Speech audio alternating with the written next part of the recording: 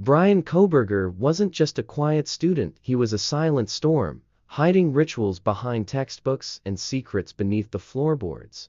When 4 students vanished without a trace, all eyes turned toward the man whose body moved like a puppet and whose stare felt like it belonged to something not entirely human. What investigators found behind his mirror and in his mind would blur the line between a calculated killer and something far more sinister. Bryan Kohberger had always lived in the shadows of society, blending in so seamlessly that people rarely noticed him. He wasn't the kind of person you'd suspect of anything unusual. A criminal justice PhD student, Bryan gave off the impression of being intensely focused. Someone who took his studies seriously and kept distractions to a minimum. Professors admired his commitment. Classmates saw him as quiet, maybe even shy. But there was something underneath the surface, a layer no one could quite reach. He moved with a strange stiffness, as if every motion was rehearsed. When he sat in lectures, he didn't fidget like the others. His eyes locked onto whoever was speaking, unblinking and intense. Some classmates thought he was just really interested in the material. Others started sitting further away, unable to shake the feeling of being watched closely. There was no warmth in his stare, no emotion, no curiosity, just observation. At home, Bryan kept his life even more minimal. His small off-campus apartment was as sterile as a hospital room. No family photos, no posters, not even a trace of personality. Books lined the shelves, mostly academic. Some dealt with criminal profiling, some with forensic behavior, but others were darker, older titles about human influence, manipulation, and the psychology of evil. His fridge was nearly empty, save for a few cans of energy drinks and single-serving meals. The blinds were always drawn. The real insight into Bryan's mind, however, came from what was hidden. Beneath a loose floorboard in his bedroom were 3 thick notebooks. Each one was packed with observations, pages filled with tiny, neat handwriting. He had recorded the posture, expressions, and physical reactions of people around him, classmates, professors, strangers in public. Every twitch, blink, and sigh had meaning to him. Each note ended with chilling phrases like, knows nothing, possible awareness, and ideal subject. He had developed a system, his own secret code. Faces were ranked. Movements were scored. He evaluated emotional responses like a scientist testing a theory. The people he watched had no idea they were being assessed like lab rats. It was never about social awkwardness or anxiety. It was about control. Understanding how people moved when they lied, when they were afraid, when they suspected something, but couldn't say it aloud.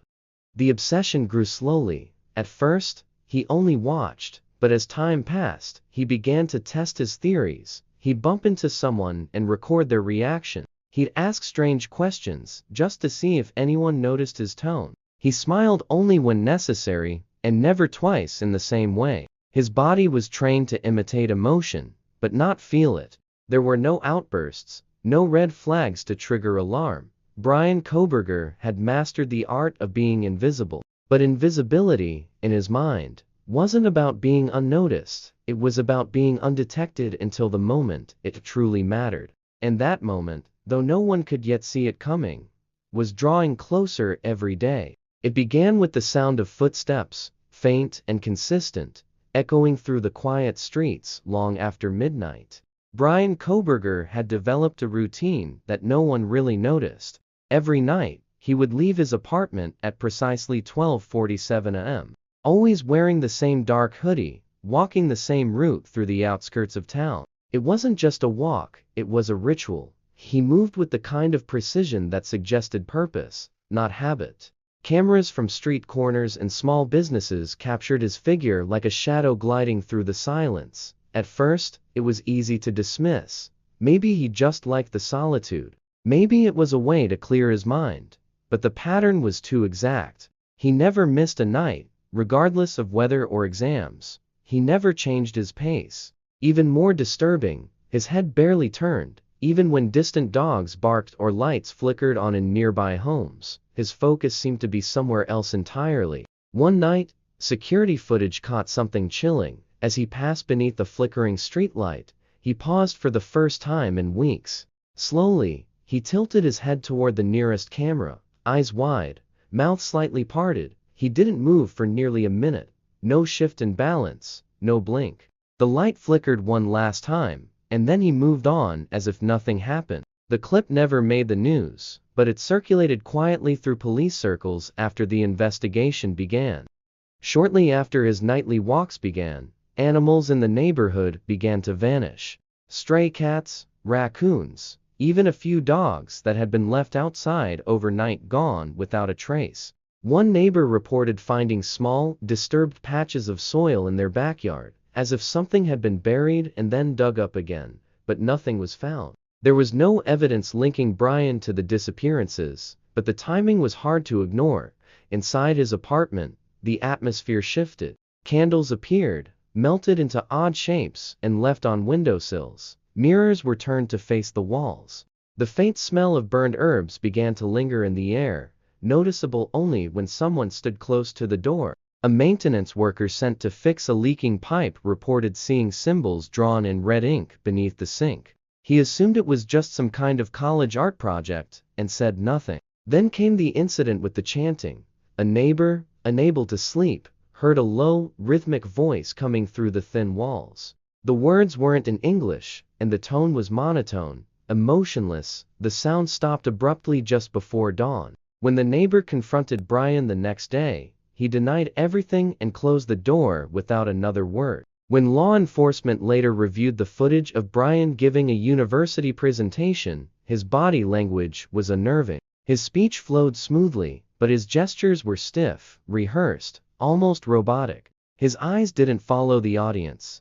They stared through them. His hands, held behind his back, clenched and unclenched as he spoke about deception and motive. Those who watched the video after his arrest described it the same way, like watching a person wearing a human mask, but something else underneath. The town was still reeling when news broke of the 4 missing students. They had vanished overnight from their rental house near the university campus, leaving behind no sign of struggle. The doors were locked, the windows unbroken, cell phones were left behind. Food sat untouched on the counter. It was as if they had simply evaporated. Friends and family described them as cautious, aware, and close-knit. They wouldn't have gone anywhere together without telling someone. The police were baffled. Nothing added up.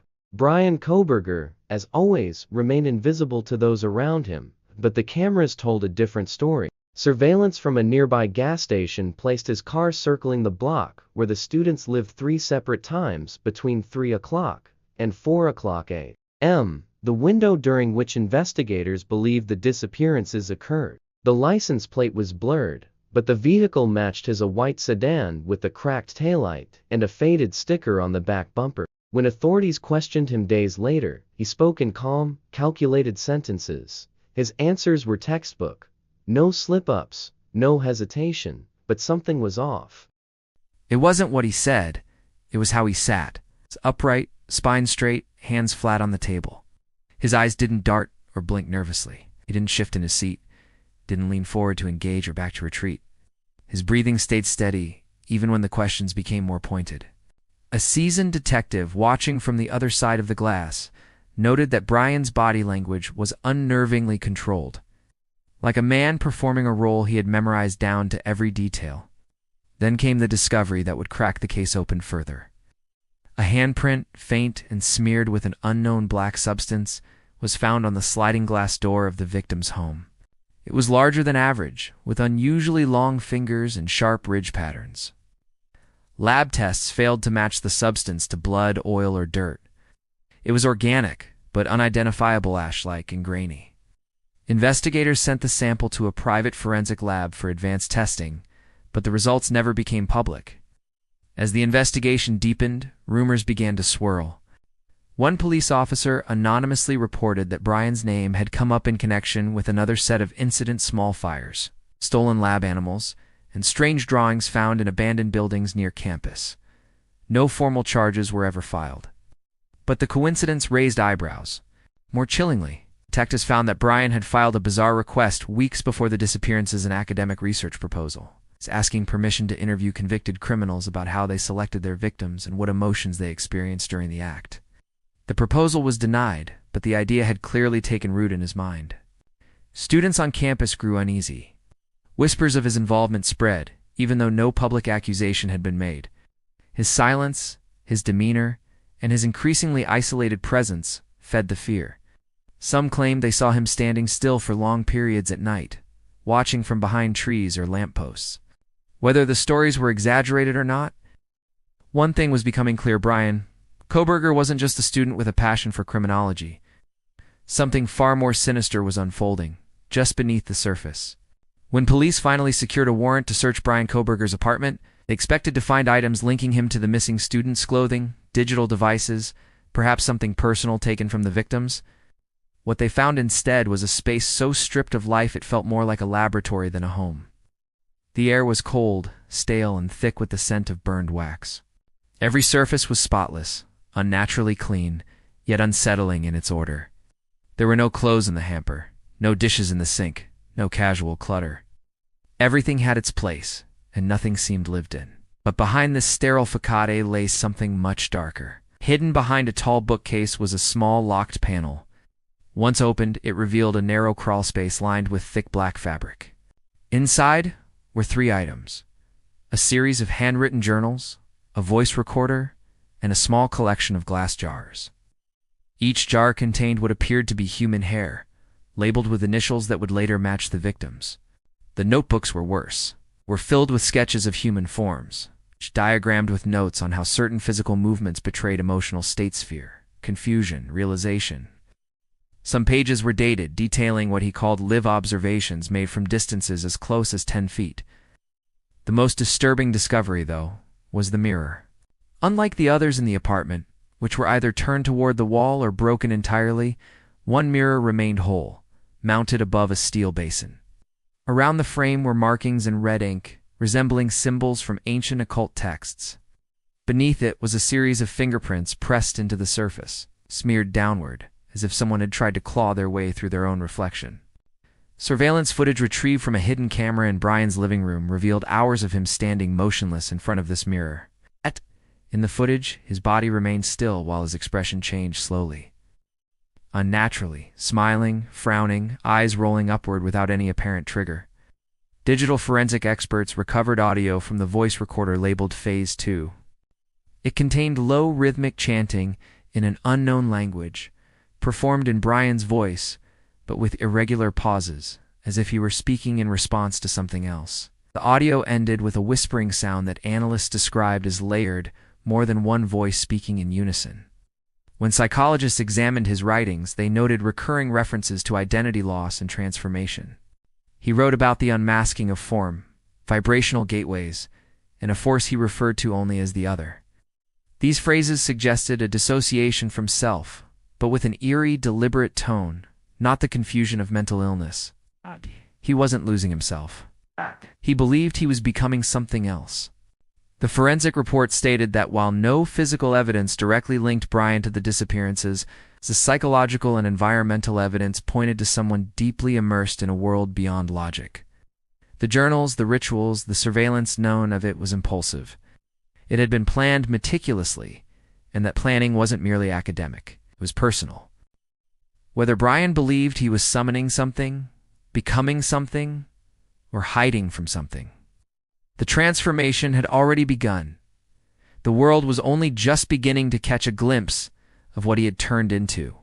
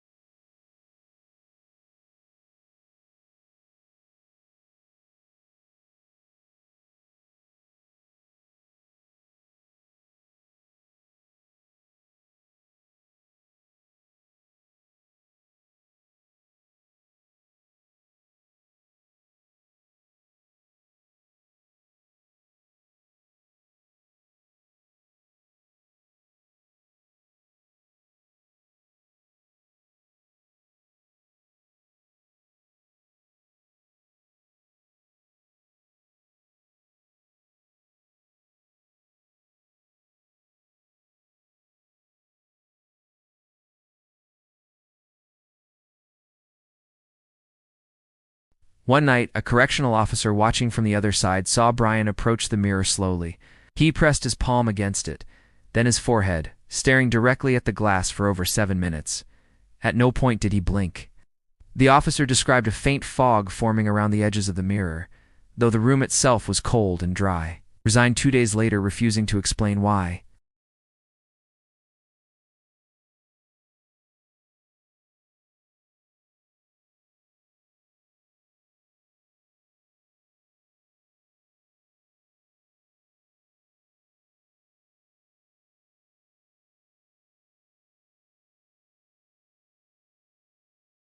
One nurse said Bryan's shadow moved even when he did not.